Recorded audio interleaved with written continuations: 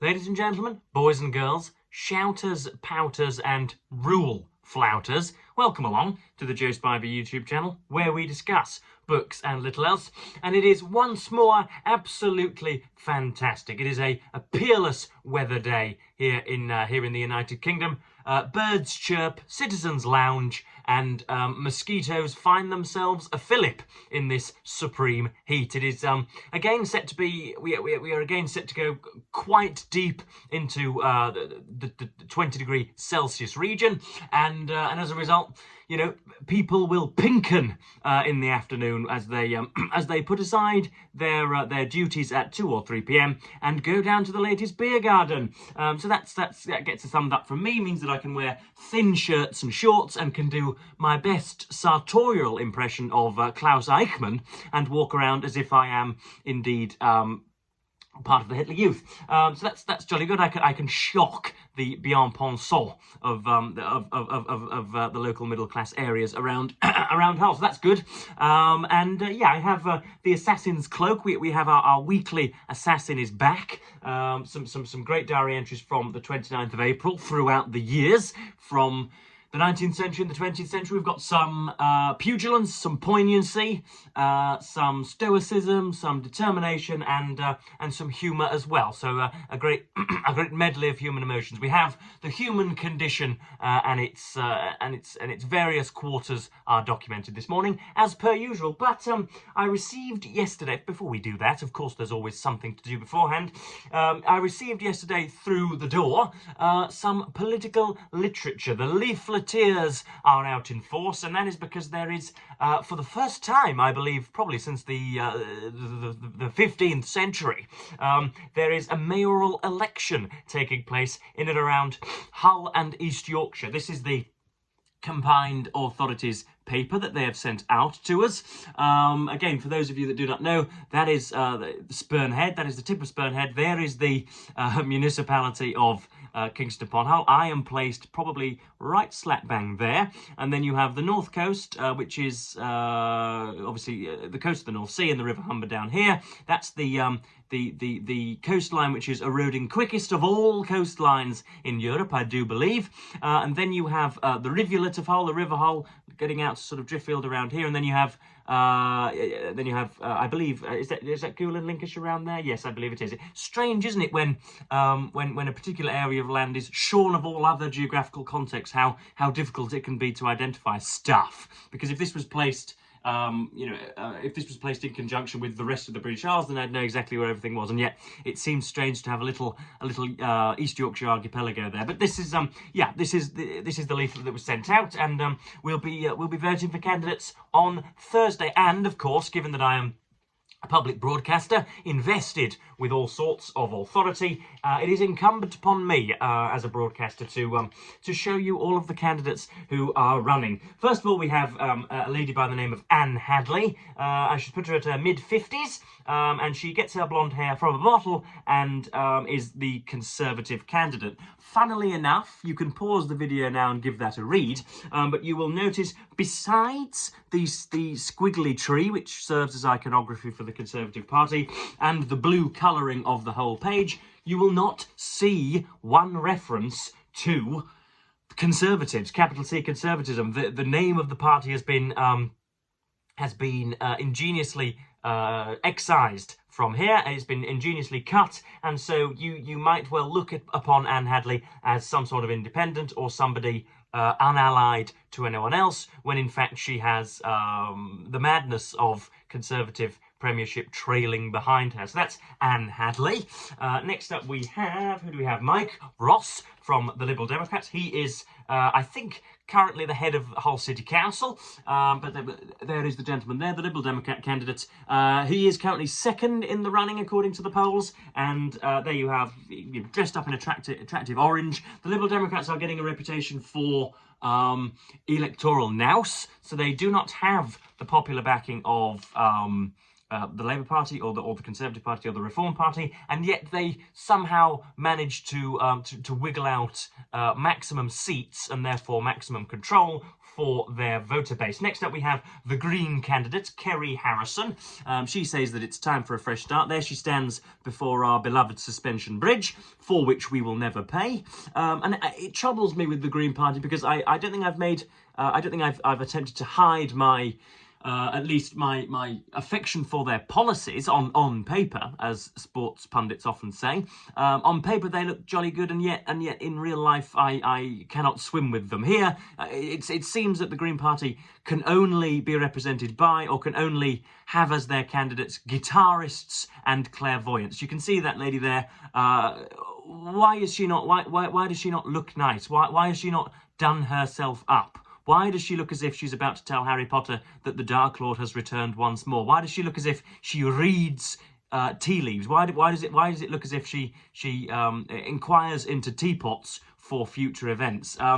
Quite why it is that that the Green Party have to be so scraggly in their election of candidates, I do not know. But most candidates are offering the same things, I must say. So we have the current frontrunner Luke Campbell running for the Reform Party. He is, of course, one of the henchmen of Nigel Farage as a result. Luke Campbell was, he is rather, and remains forever, an Olympic gold medalist. He was a boxer who represented Great Britain in London in 2012 and brought home the bacon, and in a strange career move is now representing demagogues and xenophobes and mindless practitioners elsewhere. So that's Luke Campbell for Reform UK. I have taken a discreet interest, a peculiar interest in Campbell's campaigning, and have found him to be rather platitudinous, it must be said. Not particularly elegant, and as I say, platitudinous. For those of you playing Joe Spivey Verbal Bingo, platitudinous is worth 4 points this morning.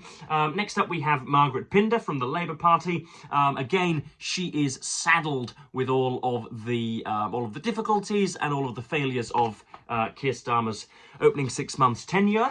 And then finally we have, from the Yorkshire Party, Rowan Halstead, who looks very much as if he reads Byronic poetry and chunters about it on the internet, much like myself. So that's Rowan Halstead from the Yorkshire Party. So there we are.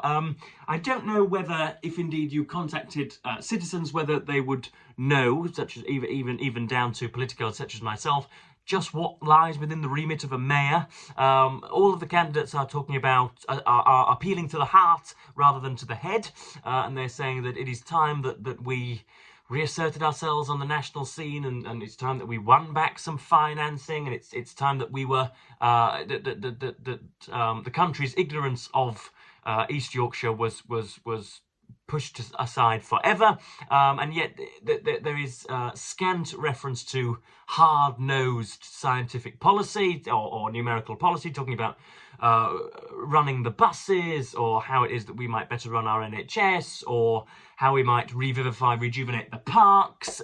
There's sort of depressingly little policy actually discussed. It's all very purple. It appeals to the adrenal glands rather than to the cerebral cortex, which is a shame. But this is the world in which we live. 'Twas ever thus. But I do have one more object, one more slice to show you of pertaining to the election before we get onto the Assassin's Cloak. Most images on my computer either feature forecasts from the NASDAQ or ladies' bosoms, and so it is with great relief that finally I can save decent pictures to my photos, and I can show you. Again, this was a picture published on the council's site, and this looks at voter flows for Hull and East Yorkshire mayoral election. So they look at they've surveyed, I think, 1,500 people, and they've looked at who voted for Reform, Conservative, and Labour, and then they have cross-reference that with voting intentions this time around, and they've created a very, very visually instructive picture. So we have Reform UK there, so that's who voted for Reform UK in the election, and that is the amount of people who will be voting for their representative Luke Campbell. So you can see that a few Conservatives who voted for the Conservatives in the local in July of 2024 will be bleeding across to Reform. And then you can also see that they're sending some of their voters to the Liberal Democrats. You can see here that outright beheading is taken place of is to take place of the Labour Party. So you can see perhaps half to 55% are voting for the Labour candidate, and yet I think 35 to 40% are going to be voting for Mike Ross, and then most of the people who voted Lib Dem at the Nationals will be voting for the Lib Dems at the locals. Of course, I don't want to go into the nitty-gritty of that quite, but that is a fascinating way to represent changing intention, is it not? I thought that arrested me for at least 10 or 15 minutes. So yeah, that's the local politics. That is the pen pushers and the stump pontificators covered for a short while. I'll be popping across to the local station, which I can almost see from here now. That's how localised this all is. And because George Soros pays me £50,000 per month, I will be voting for Mike Ross of the Liberal Democrats, because he is the leftward most viable candidate. So yes, but we must get on to the Assassin's Cloak. We must get on to the meat of today's video. For those of you not familiar, this is a collection collated by Irene and Alan Taylor, whom again I must take to be civil partners, who have both in their infinite wisdom somehow collected diary entries from the good and the great and the galling, the good and the bad and blackguards betwixt throughout history, and have ordered their diary entries day by day so that you can see what was being said in 1925 on a particular date, what was being said in 1812, what was being said in 1744, what was being said in 2009. You can see for one particular day in the calendar, you have a kind of a historical ecosphere, a temposphere of what was going on. And so we arrive, of course, at the 29th of April. If we can consult our chronometers, that is indeed the date we are at. And we have the first entry from Charles Macready. And this is a very informative and indeed humorous one. So it's worth pointing out Macready was a theatre actor, and the parenthesis at the top says that programme changes by a theatre manager had apparently robbed Macready of some of his best scenes in the last act of Richard III. And this is what Macready had to say about the performance and indeed the bloodied aftermath. Went to the theatre, was tetchy and unhappy, but pushed through the part in a sort of desperate way as well as I could. It is not easy to describe the state of pent-up feeling of anger, shame and desperate passion that I endured. As I came off the stage, ending the third act of Richard in passing by the theatre manager Bun's door, I opened it and unfortunately he was there. I could not contain myself. I exclaimed, "You damn scoundrel! How dare you use me in this manner?" And going up to him as he sat on the other side of the table, I struck him as he rose a backhanded slap across the face. I did not hear what he said, but I dug my fist into him as effectively as I could. He caught hold of me and got at one time the little finger of my left hand in his mouth and bit it. I exclaimed, "You rascal, would you bite?" He shouted out, "Murder, murder," and after some little time, several persons came into the room. I was then upon the sofa, the struggle having brought us right around the table. Wilmot, the prompter, said to me, "Sir, you had better go to your room. You had better go to your room." I got up accordingly and walked away, whilst he, I believe, for I did not distinctly hear him, was speaking in abuse of me. What a phrase that is, speaking in abuse of me. Dow came into my room, then Forster and young Longman. Wallace soon after, evidently deeply grieved at the occurrence. They talked and I dressed, and we left the theatre together. Wallace and Forster, on Dow leaving us, went home with me, and taking tea, discussed the probable consequences of this most indiscreet, most imprudent, most blamable action. Forster was strongly for attempting to throw Mr. Bunn overboard on the score of character, but Wallace manifestly felt, as I felt, that I descended to his level by raising my hand against him, and that I was personally responsible for so doing. I feel that I am, and, serious and painful as it is, I will do my duty. As I read the above lines, I am still more struck with my own intemperate and unfortunate rashness. I would have gone through my engagement in forbearance and peace, still enduring wrong on wrong, as for 6 years I have been doing, but my passions mastered me, and I sought to wreak them. No one can more severely condemn my precipitation than myself. No enemy can censure me more harshly. No friend lament no friend lament more deeply my forgetfulness of all I have thought upon. My character will suffer for descending so low, and the newspapers will make themselves profit of my folly. Words cannot express the contrition I feel, the shame I endure. And then in brackets at the end, in the lawsuit that followed, Bunn was awarded damages of £150. So there you have animus in the background, and you have the consequences that follow. But again, this was another example of how randomers, essentially randomers of the 19th century, Charles Macready, who does not feature on syllabuses, he's not known to anybody as far as I'm aware, had a sort of arresting eloquence even then.